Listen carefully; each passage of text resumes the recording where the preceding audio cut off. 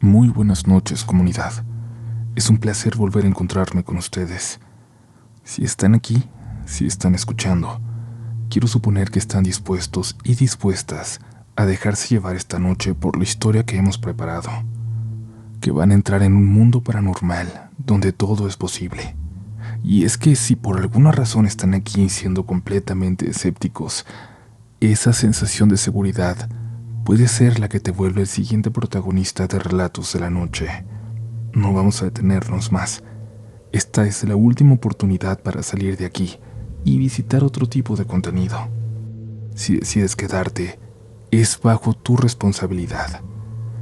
Vamos pues a la historia de esta noche.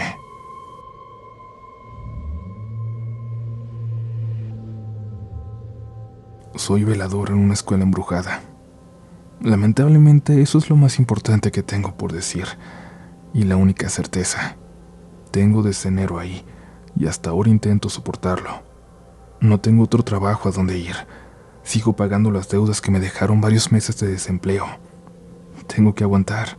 No me queda de otra. Me aterra más la posibilidad de no volver a tener que comer, de no poder cumplir con los compromisos que ya les iré explicando. He tenido mala suerte en la vida. En algún momento los vicios y las malas decisiones me dejaron solo. La única persona que siempre estuvo para mí fue mi hermano Federico. No importa lo mal que estuviera, siempre tenía un plato de comida en su casa, un lugar en su sala para pasar la noche. Incluso esa noche en que salí de la cárcel y nadie me quiso recibir. Nadie, ni mis primos, ni mi exesposa, ni la gente que yo pensé que siempre estaría ahí. Solo fue él. El año pasado Federico murió. Su corazón dejó de funcionar de repente y a todos nos tomó por sorpresa. Era mucho más sano y más joven que yo. No lo entendimos. No tenía ninguna explicación, ninguna lógica. Y yo sé que mucha gente, la que nos quería, seguramente hubiera preferido que el que muriera hubiera sido yo. Tengo que serles completamente honesto y decirles que una semana después, cuando su viuda me pidió que fuera a su casa, pensé que quizás Federico me había dejado algo. No pensé solo en dinero, sino en algo suyo, algo que le importara y que ahora pudiera yo tener para recordarlo siempre. Sin embargo, me hablaron para todo lo contrario, para ver si podía ayudarles de alguna forma. Me di cuenta entonces de lo mal que estaba mi hermano, de las deudas que se lo comían. Entendí que cada ayuda que me dio fue realmente con gran esfuerzo, con mucho amor, porque el dinero no le sobraba. Al contrario, en ese momento fui a sacar los pocos pesos que tenía guardados en el banco y se los llevé a mi cuñada, a mi sobrina. Les prometí ayudarles cada mes con lo que pudiera.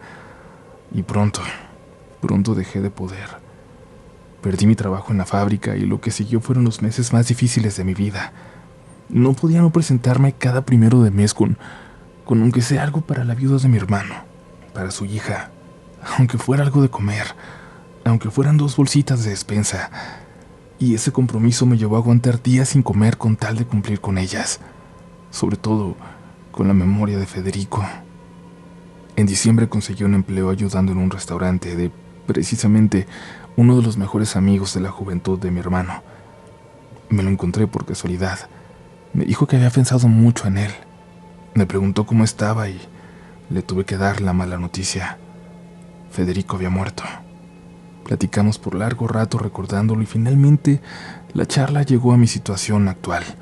Me dijo que no me podía dejar así, en esa posición, y entonces me ofreció ese empleo.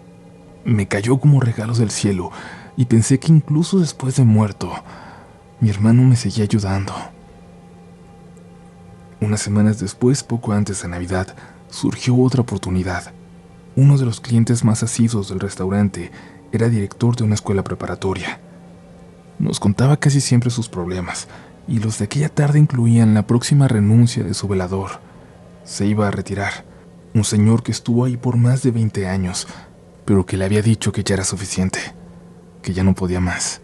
Así que el director necesitaba encontrar cuanto antes a alguien más, porque la zona era muy solitaria y sabía que en cualquier momento podrían ser víctimas de la delincuencia, sobre todo buscando las computadoras. Sentía que era un botín apetecible para cualquier vago, y no podían quedarse ni una noche sin alguien que resguardara la escuela.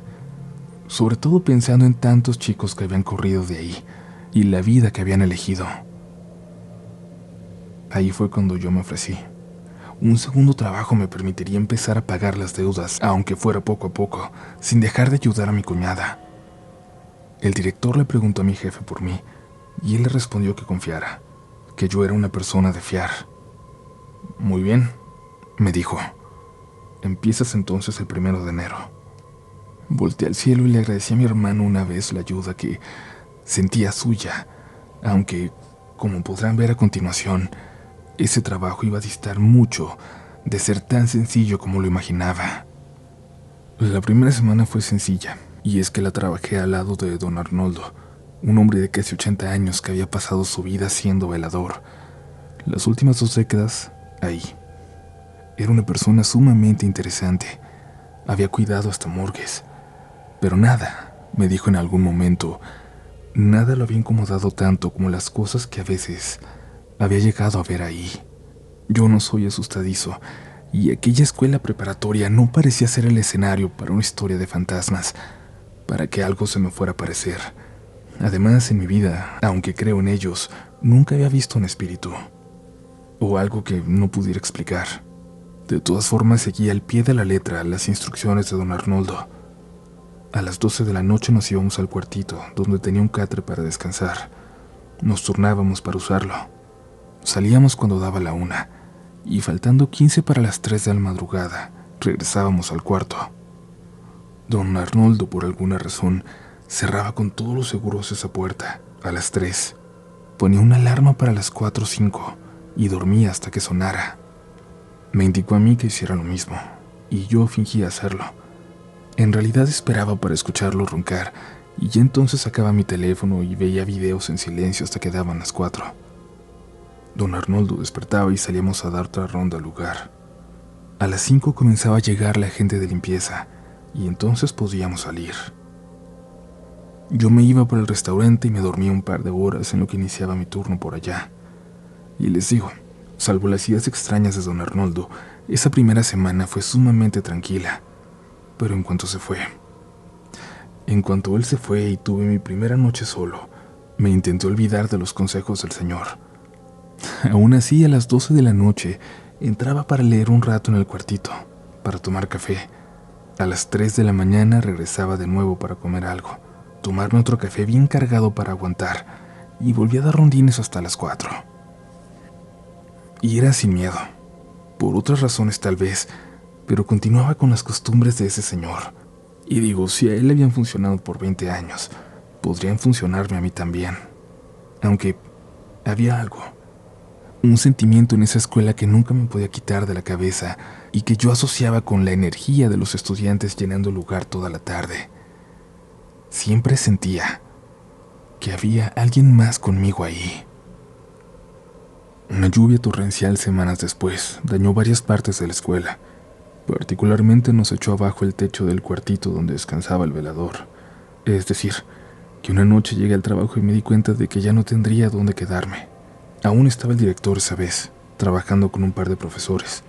Me dijo que mientras se reparaba, podía entrar a usar la cafetera del salón de profesores, protegerme del frío también ahí. Ese salón tenía ventanas amplias hacia un pasillo, y era como un congelador. Pero bueno, de eso nada. Prefería estar ahí que en un salón. Esa noche llegué en medio de una tormenta, pero se fue aminando poco a poco.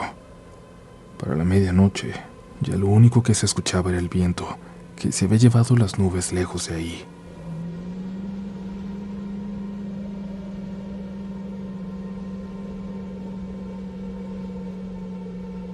Esa noche creí escuchar algo extraño en ese viento, pero di mis rondas y no encontré nada raro.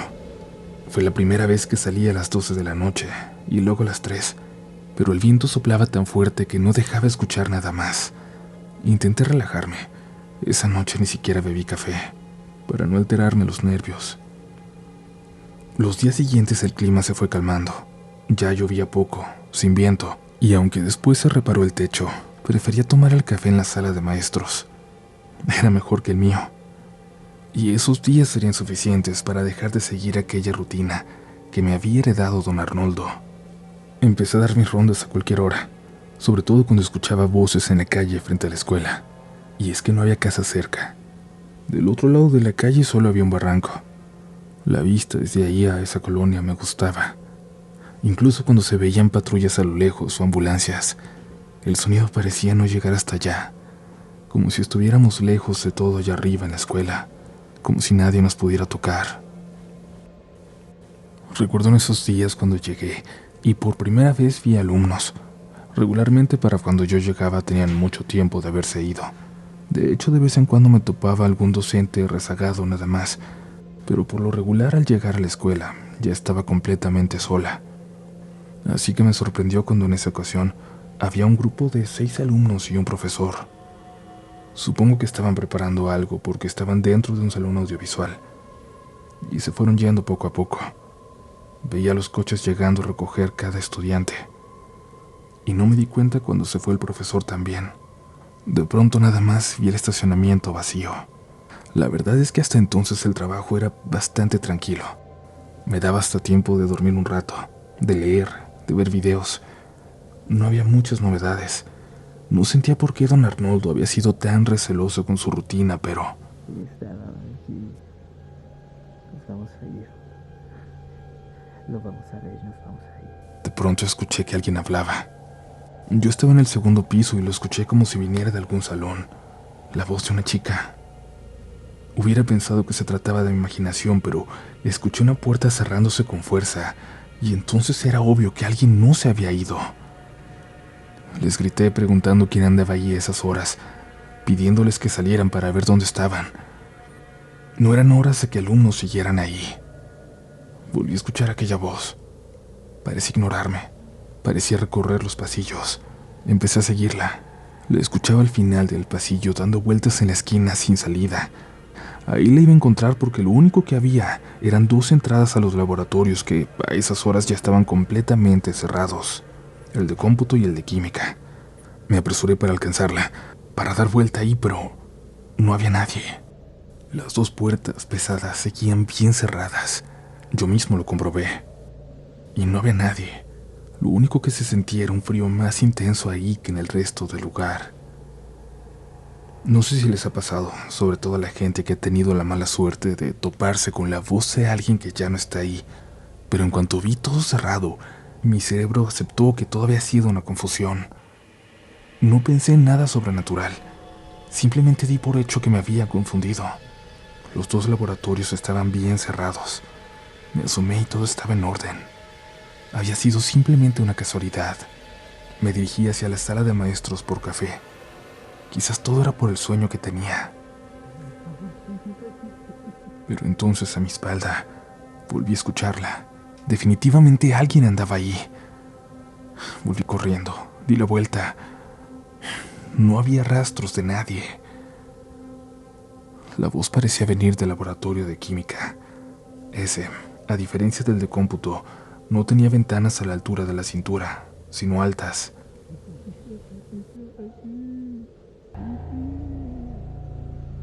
A unos pasos de mí estaba un balde del conserje, así que fui por él para colocarlo frente a las ventanas, subirme para asomarme. No tenía llaves de ese laboratorio. Con mucho trabajo pude subir en él, intentando mantener el equilibrio. Me asomé. Una de las ventanas estaba abierta. De espaldas a mí, en una mesa en el centro del salón, estaba una chica con uniforme de la preparatoria. Pude notar hasta lo viejo y sucio que era el suéter que llevaba.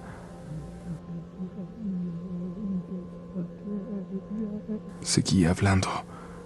Lo único que atiné a hacer fue a llamarla yo, a decirle que no podía estar ahí. Se cayó de repente, pero estaba ahí, de espaldas, hasta que lentamente empezó a girar. Muy lento, de verdad, como si estuviera rígida. Pensé que se movía como si fuera un cadáver. Antes de que pudiera voltear por completo, caí al suelo, con el coxis. El golpe me dolió hasta el alma. Me levanté como pude, Me dirigí hasta la sala de maestros y cerré detrás de mí. Cerré las persianas también. Me tomé 3 cafés que me hicieron despertar, que me hicieron estar alerta. Tuve tanto miedo que estuve a punto de irme, de dejarlo todo, pero necesitaba ese trabajo. Lo necesitaba de verdad. Salí hacia el estacionamiento, abrí la puerta, salí a esa calle solitaria, desierta, oscura por completo. Crucé para ver las luces del barrio allá abajo. Vi los faros de un carro, circulando en medio de una calle iluminada con unas cuantas luces cálidas. El sonido parecía no llegar hasta allá, como si estuviéramos lejos de todo allá arriba, en la escuela. Como si nadie me escuchara, como si nadie me pudiera ayudar.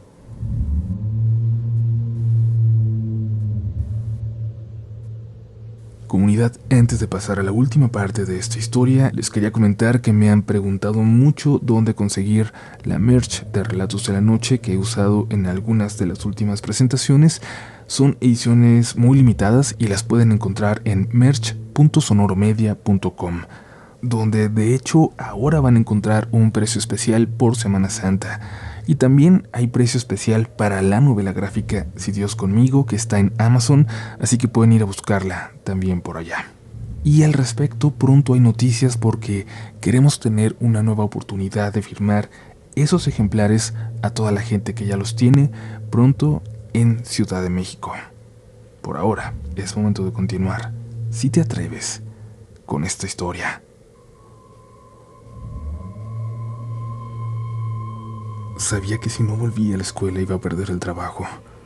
Era momento de intentar controlar el miedo, al menos para no salir corriendo de nuevo. Era un miedo extraño, amargo. Tenía miedo de lo que me pudiera pasar. Temía por mi vida, pero también temía que no pasara nada. Nada que fuera lo suficientemente fuerte como para convencerme de renunciar. Tenía mucho miedo de saber que tendría que aprender a vivir con ese terror en las venas. Pasé la noche en el estacionamiento, observando hacia la escuela. De repente creía ver a alguien que pasaba por el campo de fútbol, a lo lejos, en medio de la oscuridad. Pero bien pudo haber sido mi imaginación. Eso también es desesperante cuando ya has visto algo. Porque antes, cuando ves una sombra que pasa detrás de ti, cuando crees ver una figura parada cerca, de reojo, cuando parece que hay alguien parado en la oscuridad, puedes pensar que se trata solo de tu cerebro confundiéndose con la poca información que alcanza a percibir. Pero, cuando ya lo has visto, cuando sabes que sí hay algo ahí, cohabitando un espacio contigo, un ente, un espíritu, un fantasma, todo lo que ves a partir de entonces es para ti algo real. Esa mañana la señora que barre me encontró dormido sentado en el piso cerca de la entrada. Cuando me despertó, su mirada fue casi compadecida. Me preguntó si había andado dando mis vueltas en horas indebidas. Le pregunté a qué se refería, y su cara fue como de cansancio, como si no estuviera dispuesta a andarse por las ramas, como si yo hubiera tenido esta misma conversación muchas veces antes. Haz todo lo que te dijo don Arnoldo que hicieras, nada más, me dijo. Él tuvo muchos compañeros a lo largo de los años, gente que cubría su día de descanso o sus vacaciones, y nadie soportaba. Él entendió cómo hacerlo, y si te dijo algo, todo fue con una razón. Hazle caso si quieres aguantar, o renuncia de una vez. Creo que con mi gesto de desolación entendió que renunciar no era una opción para mí. Me dijo que recordara que el mal puede estar cerca, pero que siempre, si yo quería, siempre estaría todavía más cerca a Dios. Y yo tuve mucha envidia de la gente que puede creer. Nunca había sido bueno para creer en Dios. No estaba en mí, no después de la vida que había tenido. Pero en ese momento tenía que agarrarme de todos lados. Tenía que intentar ayudarme, viniera de donde viniera ese auxilio. Y si tenía que intentar creer, intentar tener fe por primera vez en la vida, iba a hacerlo. Me fui a mi otro trabajo y me quedé dormido por unas horas. Por primera vez no me desperté solo antes de empezar con el turno en el restaurante. Me tuvieron que ir a despertar. Me dio mucha pena. Nunca había fallado, pero me sentía profundamente cansado, como si hubiera corrido toda la noche, como si hubiera tenido mucha actividad física. Terminé mi turno. Dormí un poco más en el transporte hasta la escuela. Ese camino siempre me parecía largo, a contraflujo de toda la gente, siempre con algunas cuantas personas más viajando esas horas con camino a casa. Pero esa noche parecía que íbamos solos, el chofer y yo. En varias ocasiones volteó a verme como esperando que me bajara. No sé si para volver, para tomar la ruta inversa que iba llena de gente, no sé si para manejar directo a su base, o si ya simplemente quería salir, pero me miraba con ganas de que yo no estuviera ahí. Me bajé por fin en esa esquina desde la cual subí hasta la preparatoria, en una calle que nunca se pensó para peatones, como lo hacían la mayoría de los estudiantes. Caminé por el sendero de tierra que subía al borde del barranco, junto a la calle hasta llegar. ¿Alguna vez han sentido que caminan hacia su muerte? Yo sé que suena como exagerado. En este punto al menos suena así, pero yo iba caminando y pero yo me iba obligando a dar cada paso, luchando contra esa sensación en el pecho, la sensación de que algo terrible estaba por pasar. El miedo que había sentido la noche anterior era más del que yo podía soportar. Sentía que casi me había matado.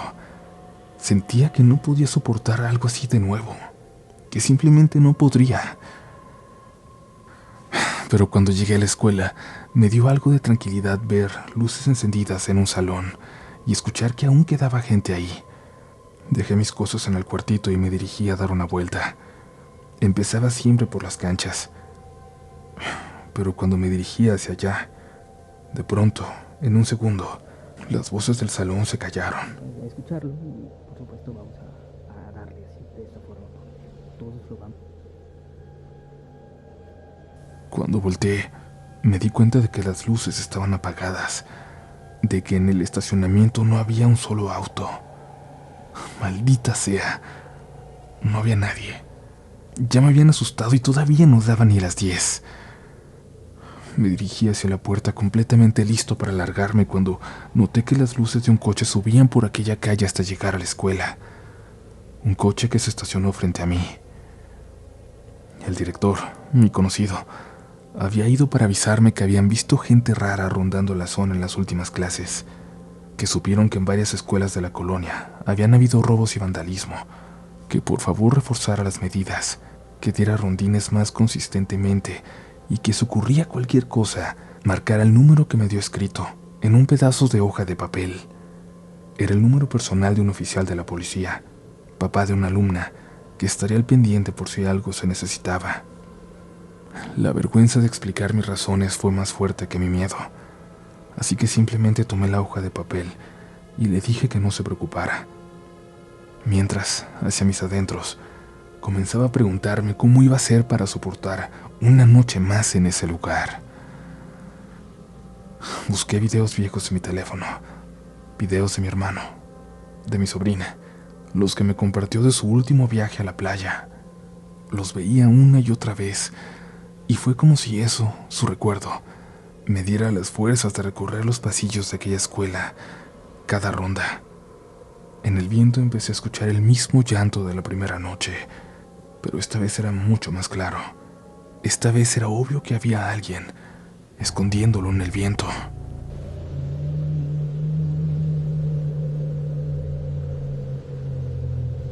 Ahora no me da pena decirlo, pero lloré de miedo. Recorría un pasillo con los ojos llenos de lágrimas. Me dio mucho coraje cuando sentí que aquel llanto se convertía en risa, en una risa que parecía burlarse de mí. O yo simplemente ya me estaba volviendo loco. Caminé con coraje, chocando mi lámpara pesada en cada puerta de metal, haciéndola sonar fuerte. Me puse a gritar groserías como he escuchado que sirve, aunque también he conocido versiones que dicen que eso, a los malos espíritus, solo los alimenta más. De todas formas, era tanto mi coraje que fui gritándole de todo. Ese coraje me dio valor y decidí subir y caminar hasta aquel rincón, hasta aquella vuelta a los laboratorios. La risa venía de algún lugar, pero no de ahí. Me asomé a las computadoras y nada. Puse el balde. Me asomé al laboratorio de química y tampoco nada. Cuando estaba ahí subido escuché la risa. Ahora no en el viento, ni escondida a lo lejos. La escuché justo detrás de mí, como si alguien se burlara, a unos cuantos metros. El reflejo me hizo voltear, y gracias a Dios no vi nada. No vi lo que había imaginado. No vi el fantasma espantoso que había creado en mi cabeza. Lo que sí vi fue otra cosa. Una sombra, parada justo en el final del pasillo. La sombra de una mujer, de pelo largo en el piso, pero no podía ver a la que lo provocaba. Mi cerebro no lograba entenderlo. Estaba una sombra sin su dueña, y de pronto, esa sombra caminó hacia el pasillo y se fue. Yo tuve que caminar detrás de ella para poder bajar, para poder ponerme a salvo. Iba apretando el papel con el número del policía en mis manos. Me di cuenta de que el sudor del miedo en mis manos empezaba a borrar los números. La única forma de sobrevivir esa noche, sentía, era irme a la calle y cuidar desde ahí, en el frío que comenzaba a congelarme las manos, o llamar al policía. Inventar algo para que una patrulla estuviera dando vueltas y no sentirme completamente solo. Algo me hizo levantar la mirada hacia el campo de fútbol. Una silueta perfectamente dibujada. Había alguien ahí. Y aunque me dio mucho miedo, sonreí, porque a pesar de ese terror, fue el único pretexto que necesitaba para llamar a ese número con una razón verdadera, sin intentar inventar explicaciones. Cuando llegaron 2 patrullas 10 minutos después, sentí que había vuelto a nacer. Sobre todo cuando, después de revisar, una se quedó estacionada afuera. Era absurdo porque yo estaba ya dentro solo, pero no me sentí en el olvido total en que me había sentido las noches anteriores. La tristeza, la desolación que emanaba ese lugar en las noches, se estaba volviendo cada vez más insoportable. Sin embargo, esa carta la podía jugar solo una vez. No iban a mandar una patrulla a cuidar la escuela una noche más. Y, para mi mala fortuna, no había vivido lo peor. No me había dado cuenta de que ese lugar ya me estaba esperando.